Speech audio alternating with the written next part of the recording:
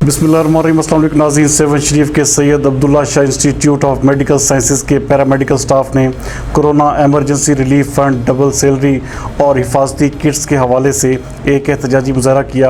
इस हवाले से देखते हैं हमारे नुमाइंदा खुशी वकार अली मुल्ला की ये रिपोर्ट।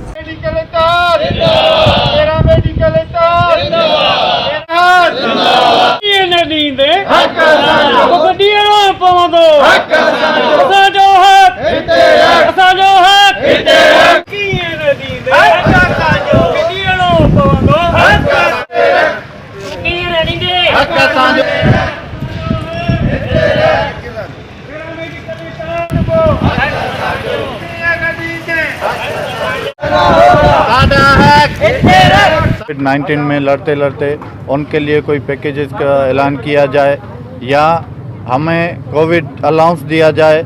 इसके अलावा कराची की कुछ अस्पतालें हैं जो 100% हेल्थ प्रोफेशनल अलाउंस ले रही हैं, मगर बहुत अफसोस के साथ कहना पड़ता है कि बकाया हेल्थ डिपार्टमेंट को एक ही रियासत में, एक ही मुल्क में अलग-अलग निज़ाम बनाए हुए हैं, जबकि हमें यहाँ पे 20% अलाउंस मिल रहा है।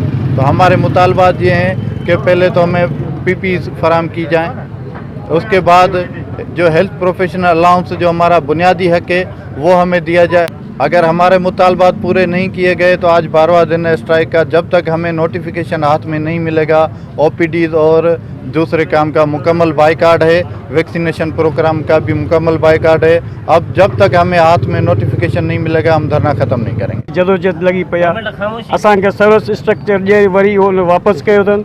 असां सभिनी जो मुतालबात असांजो सर्विस स्ट्रक्चर जीअं ॿियनि खातनि जो आहे, लेंथ ऑफ सर्विस ते उहो मंज़ूर कयो वञे।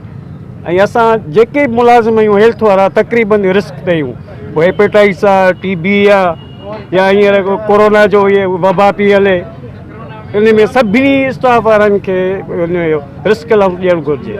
चवण इहो था चवनि गुज़िरियल 12 ॾींहंनि खां वठी असांजो एहतजाज हले पियो। ओपीडी जो बाइकाट आहे ओवरऑल सॼी सिंध में। असांजा जेके जाइज़ मुतालबा आहिनि, रिस्क अलाउंस आहे, असांजो टाइम स्केल आहे, या असांजो हेल्थ प्रोफेशनल जेको आहे सो अलाउंस आहे 20 सैकड़ो असांखे ॾिनो वियो आहे, 30 सैकड़ो असांजो अञा रहियल आहे।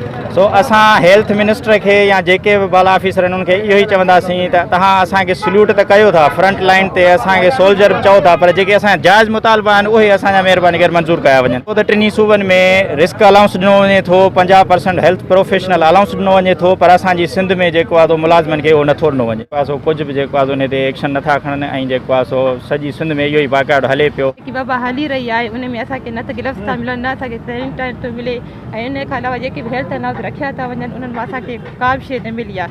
असांजा वैक्सीनेटर हदरा जेका डेली आउटरीच वैक्सीन कनि था उन्हनि जो जेको आहे सो मुआवज़ो वधायो वञे ऐं उन्हनि खे जेको रिस्क अलाउंस आहे उहो बि असांखे ॾिनो वञे।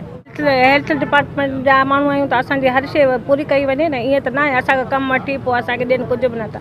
इहो त सही कोन्हे। वञूं था माण्हू साम्हूं था कयूं, माण्हुनि खे ॿुधायूं था, हर कमु त असां ई था कयूं।